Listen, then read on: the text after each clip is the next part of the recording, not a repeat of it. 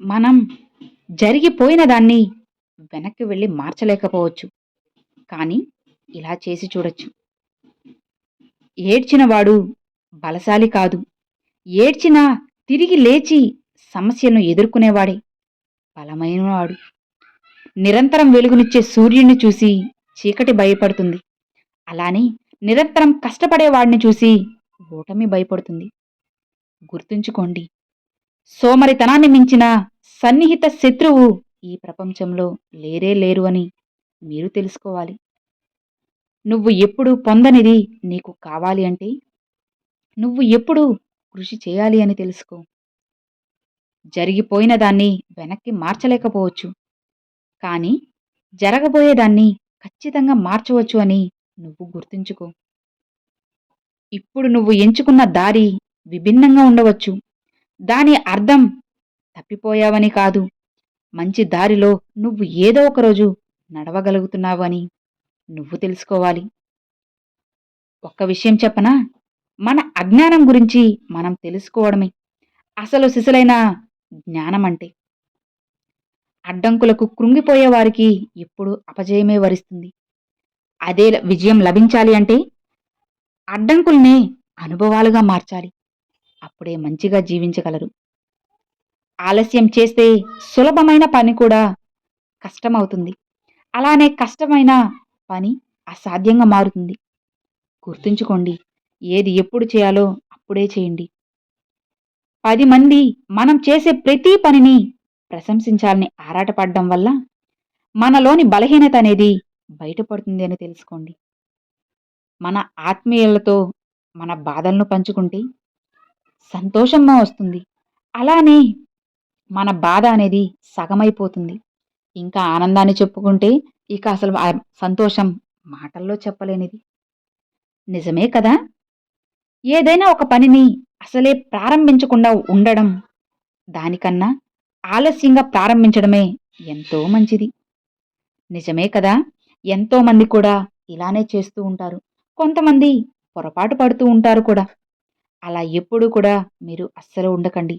ఏ పని మీరు చేయాలి అని అనుకుంటున్నారో ఆ పనిని ఆ క్షణమే చేసినట్లయితేనే మీకు విజయం అనేది ఖచ్చితంగా చాలా త్వరగా వస్తుంది.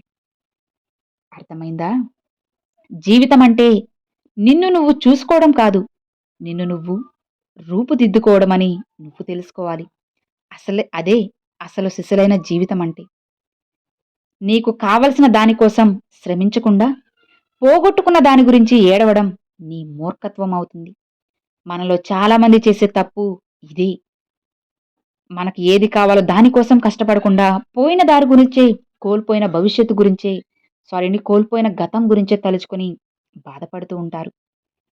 అర్ధరహితమైన మాటల కన్నా అర్థవంతమైన నిశ్శబ్దం అనేది చాలా గొప్పది, విలువైనది అని తెలుసుకోండి. ఎక్కువగా నమ్మడం, ఎక్కువగా ప్రేమించడం, ఎక్కువగా ఇతరుల నుంచి ఆశించడం, దానివల్ల ఫలితంగా వచ్చే బాధ కూడా ఎక్కువగానే ఉంటుంది అని నువ్వు గుర్తుంచుకో. జరిగిన దాని గురించి ఎప్పుడూ చింతించకు.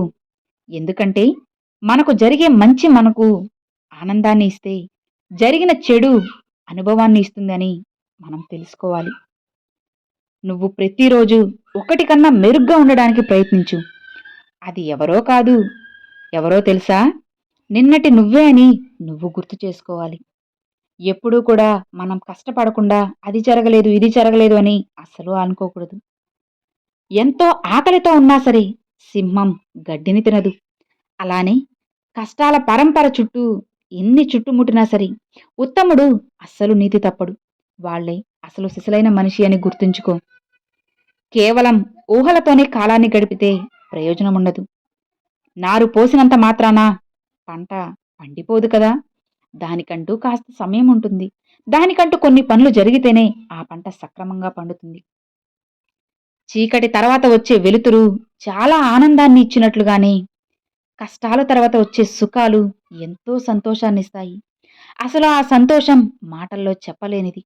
ఆ ఆనందాన్ని ఎవ్వరూ వెలకట్టలేరు. ఒక్కొక్క కోరికను జయిస్తూ విజయాన్ని చేరడం 1000 కోరికలు తీర్చుకున్నా అస్సలు లభించదు. ఒక్కసారి ఆలోచించండి, మీకే తెలుస్తుంది. నేను ఒక్కటే చెప్పగలను. నేను అదృష్టాన్ని మాత్రమే నమ్ముతాను. ఎందుకంటే నేనెంత కష్టపడితే అది నన్ను అంతగా వరిస్తుంది. అదృష్టం మన నుదుటన ఉండదు. మన కృషితోనే ఉంటుంది అని మనం తెలుసుకోవాలి. రాపిడి లేకుండా రత్నం ప్రకాశించదు. అలానే కష్టాలకు తట్టుకోలేని మనిషి విజయాన్ని సాధించలేడు. నిజమే కదా? నేను నిన్ను క్షమించాను అంటే దాని అర్థం ఇతరుల ప్రవర్తనని అంగీకరించానని కాదు. నా జీవితాన్ని నేను ముందుకు తీసుకువెళ్తున్నాను అని. ఆలస్యం అవుతుందని పనులను అస్సలు ఆపకండి.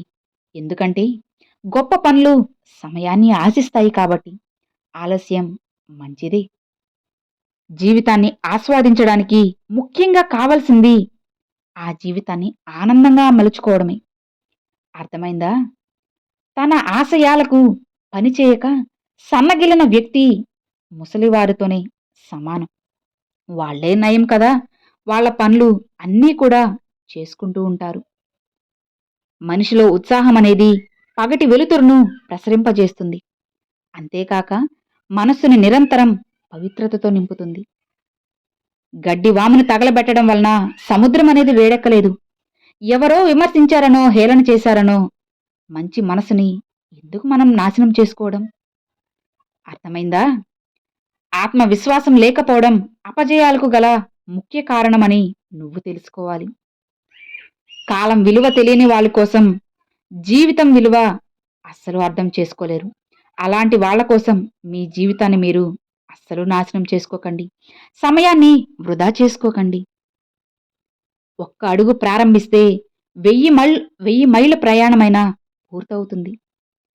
ప్రతి అడుగును లక్ష్యంగా మార్చడం వల్ల ప్రతి లక్ష్యాన్ని అడుగుగా మార్చి విజయాన్ని సాధించుకోవచ్చు.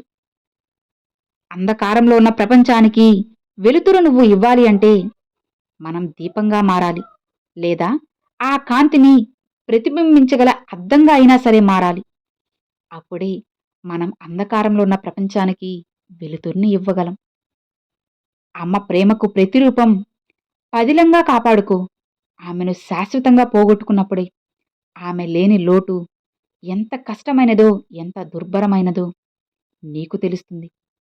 అది లేని వాళ్ళకే ఆ అర్థం ఏంటో, అమ్మ విలువ ఏంటో అర్థమవుతుంది. ఏదైనా సరే కోల్పోయినప్పుడే దాని విలువ మనకి తెలుస్తుంది. ఉన్నప్పుడు చాలా చులకనగా చూస్తాము. కోల్పోయినప్పుడే విలువగా ఉంటే బావున్నే అనిపిస్తుంది. అది ఏదైనా సరే. నిరాశావాది తనకు వచ్చిన అవకాశంలో కష్టాన్ని చూస్తే, ఆశావాది కష్టంలో అవకాశం కోసం వెతుకుతాడు. జీవితం చాలా కష్టమైన పరీక్ష. దానిలో చాలా మంది విఫలం చెందడానికి కారణం ప్రతి ఒక్కరి ప్రశ్నాపత్రం వేరు అని గ్రహించకపోవడమే. ఇతరులతో నిన్ను నువ్వు పోల్చుకోవడం ఆపినప్పుడే నువ్వు నీ అసలైన జీవితాన్ని ఆనందంగా జీవించగలవు. అర్థమైంది కదా? Thanks for watching friends.